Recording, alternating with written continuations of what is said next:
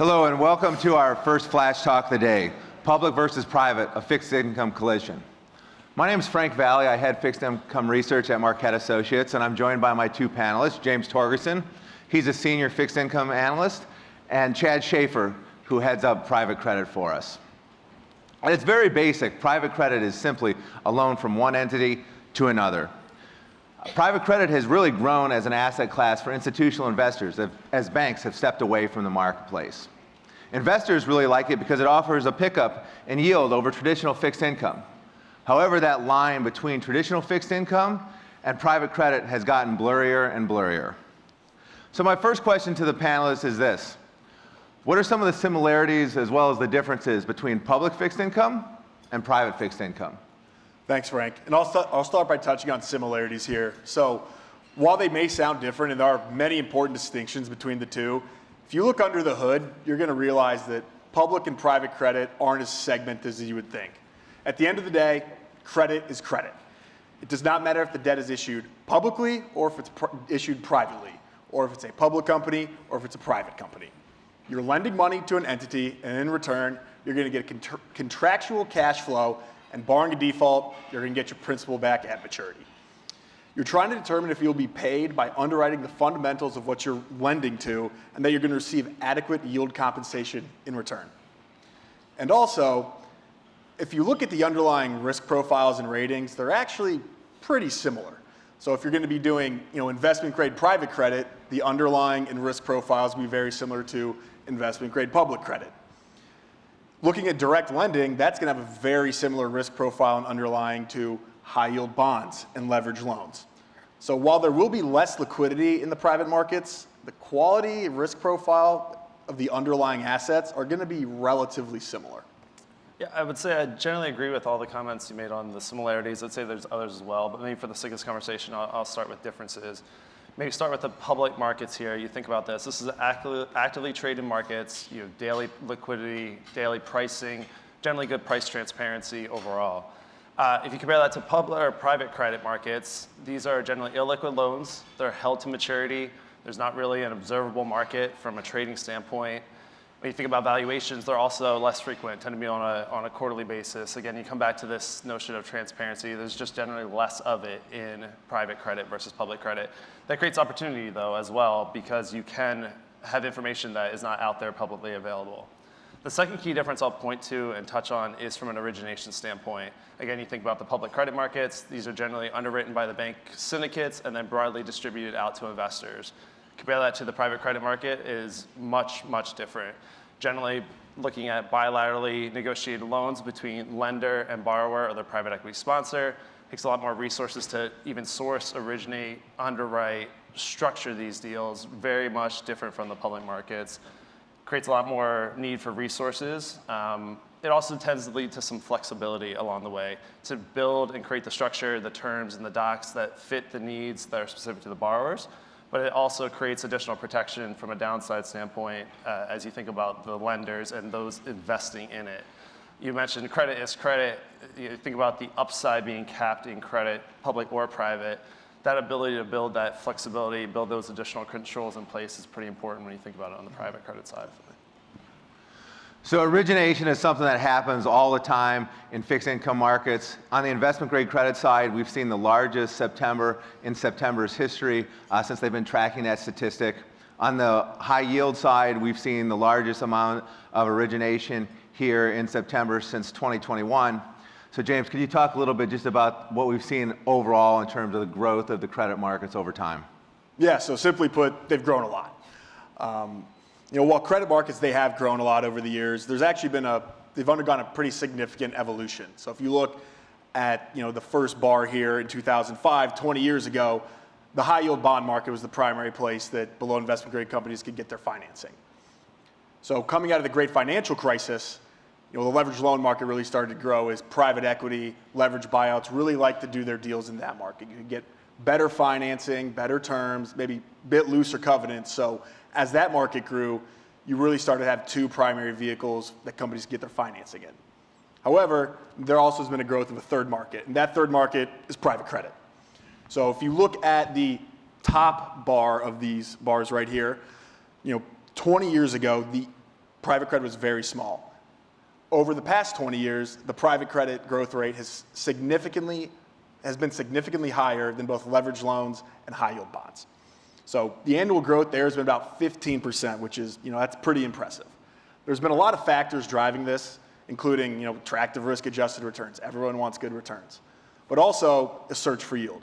So prolonged zero interest rate policy by the Fed coming out of the great financial crisis really created a hunger, a search for yield. That yield was able to be provided by private credit. So as private credit demonstrated that it can provide that enhanced income, money really flowed in there. So yield-hungry insurance companies, pension funds, and even other investors that needed increased income allocated towards private credit. So if you look at where the market is right now, the overall size of the below investment grade credit market is roughly $4 trillion. That's pretty big. That's nothing to sneeze at. That's only a fraction of the total addressable market that is out there. And $30 trillion, that is a lot of money. That cannot be serviced alone by the public markets. So I would imagine that you're going to continue to see prolific growth from the private credit market. So traditionally when we've talked about private credit, what we've really talked about is direct lending, maybe a little bit of mezzanine debt. Chad, could you talk a little bit about what the current opportunity set looks like within private credit? Yeah, I think it's really helpful to have the context of what has happened and how things have changed over time. So to do that, I'll take you all the way back to the 1990s, 2000s, really up to the global financial crisis. What you had was essentially two markets. You had two options for financing in your business. If you were large enough, you were able to tap into the liquid credit markets, primarily high yield. If you weren't large enough to do that, you really only had one source of getting that financing, and that's via the banks. You would go to the bank, they would set the terms, you would get the financing, that's sort of it. There were a few private borrower or lenders that would generally traffic in more subordinated mezzanine debt, more opportunistic, again, feeding on the opportunity set from the public markets. But by and large, that's what you had. You get to the financial crisis, and the regulations on banks significantly increased. It really forced them out of the market as lenders to middle market, privately held businesses by and large.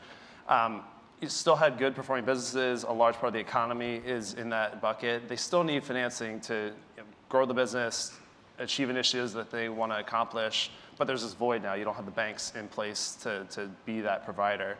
So that sort of created the conditions for direct lending, private credit to emerge as a distinct asset class. You kind of see here on the chart, that's 2009 era. Most of that was, again, direct lending. Kind of roll that forward to today. You've seen direct lending grow. It's still the largest part of private credit. It's grown significantly. You still have mezzanine, subordinated debt. You have opportunistic. But you can see there's all these other areas that have emerged as distinct opportunities in private credit. Again, this is a reflection of the banks pulling back from these areas. It's also a reflection of creating liquidity tools or solutions. Given the challenge in M&A and things like that, you still need liquidity opportunities, and that's ushered in some of these other parts of the market. So Chad spent some time talking as we moved from the GFC through private credit 1.0. James, what was going on in private credit 2.0? So the period we're terming private credit 2.0, this really represents the growth, the maturation, and the institutional acceptance of private credit as an asset class. So Chad did a great job detailing how banks retrenched, stepped away from the direct lending private credit market, while non-bank lenders really stepped in to fill that gap. So, and as private credit demonstrated that it has a role in portfolios, institutional capital really began to pour in, as we detailed with the growth of that market. So the growth, maturation, and acceptance of the asset class really fueled the growth of what we're calling the mega fund platform. These include names you're very familiar with: your Ares, your Apollos, Blackstones, Oaktree, who you're going to hear from later, KKR. I mean, there's among many others. So as banks had faced these increasing regulatory constraints on their lending, these non-bank lenders gladly stepped into the space to fill that gap, and as a result, experienced significant asset growth. So Chad just touched on a bit of some of the increasing opportunity set, but given the increase in the size of the market and in the increase of these size of these mega fund platforms, there was a need and a desire for strategies outside of just your traditional direct lending, opportunistic, mezzanine debt. These include asset-based finance, IG private credit, NAV finance, litigation finance, and a ton of other niche strategies that I could list all day, but in the interest of time and not boring all of you, I'm not going to do that. Sticking with that private credit 2.0 era, I think there's one other thing to touch on. We'll go back to direct lending, again, the largest part of private credit. It's this concept of unitranche loans. So up to the GFC, really right after, you had sort of the senior first lien, second lien, mezzanine, so on and so forth. What you have today, and this speaks to this theme of this talk, of moving towards more convergence of public and private, you have this unitranche concept, which takes that first, second lien, the top of that capital structure, and puts it together. It's a much bigger piece. It's a bigger portion of the leveraged piece. That's something that is really important to keep in mind as you think of things evolving. The lower middle market doesn't necessarily have that concept today. It's much more that first lien, second lien structure. As you get closer and closer and look more like the public credit opportunities and leveraged loans, this unitranche is becoming the dominant way of building the cap structure at the senior part of it. Great. So one last question here to the panelists, and then we'll move on to the next session. And that's, I guess, what's next? You guys talked about private credit 1.0, 2.0.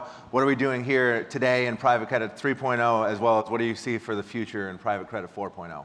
Definitely. Yeah. So what we're calling private credit 3.0 here is, really where the market is at today. And kind of the topic of this talk is you're really seeing a blurring of the lines between public and private credit as these markets, they've continued to converge over the years.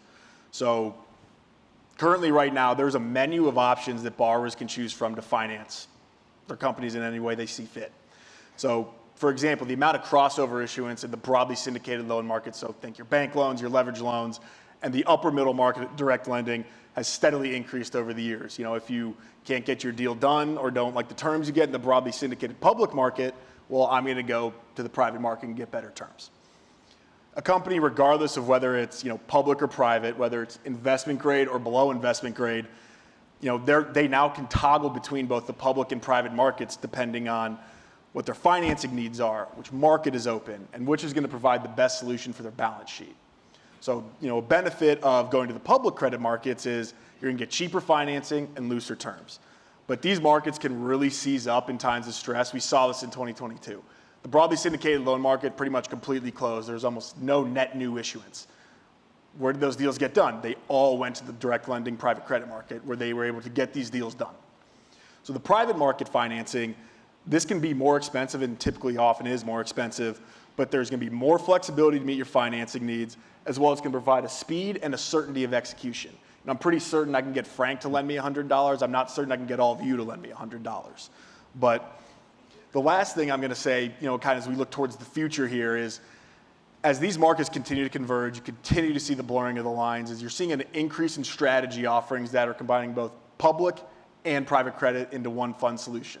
Some of these may be more private credit focused with a little bit of liquid assets in there, or more public credit focused that incorporate more private assets like direct lending or ABF to give access to this market that provides enhanced income, but in a more liquid single fund format. As we think about where we are today and sort of with the eye to the future and how things are changing, I'll put up two other comments. The first is, if you think through history in credit markets, there were times for most of the history where it was more of an adversarial relationship between the banks and the non-bank lenders, sort of a zero-sum game, trying to take share from each other. That sort of thing was happening pretty regularly. Today, you're seeing a lot more of this collaboration approach where the banks, insurance providers, the non-bank lenders are working together more and more to lean into their areas of strengths, the banks with their origination capabilities. The insurance companies have quite a bit of assets that need to be deployed in an income-oriented manner, generally lower risk with protection in place. So this collaboration approach, you're seeing all the partnerships being announced almost on a weekly basis. That's a theme I think you'll see continue. The other thing I'll offer up is the U.S. current administration has issued a number of changes that are leading to the availability or the increase of private markets coming into retirement plans, 401ks, defined contribution plans. It'll be interesting to see how that plays out. There's no doubt that creates a large amount of capital that will be coming into the private market space in general. I think it'll generally start in private credit, but I think it's going to bleed into private equity and other areas. I think there's areas of the market that are more susceptible to the risks that come with all that capital coming in. Think the much larger end of the market, again, areas where it's starting to blur, areas where you can be part of a club syndication. You don't necessarily need the pipes to create that origination piece to be able to get access. But distinctly, I think there are areas that will stay much more immune to it. Again, I'll offer up lower middle market, core middle market direct lending as an area. Some more niche areas of asset-based lending. Those are areas that I think are less susceptible to some of the risks that come with it. There will be some trickle-down effects, perhaps some tighter spreads along the way. But I think that is going to be uneven. It's uncertain how that'll play out. And I think it's going to take a longer period of time than to see those real effects occur on the private credit market. Well, thank you guys. Thank you, everyone. Thanks to my panelists. And just to conclude this flash talk, fixed income markets continue to grow and evolve, but that line that comes between public credit and private credit is getting blurrier and blurrier. Companies are going to search to find the best way to fund their balance sheet. Investors are going to search to try to find the best credits to fill their portfolios. In reality, what you're going to see is both a lot of public credit and a lot of private credit. So up next, we have What Makes a Good Fiduciary, hosted by Stephanie Ostin and Lindsay Payne.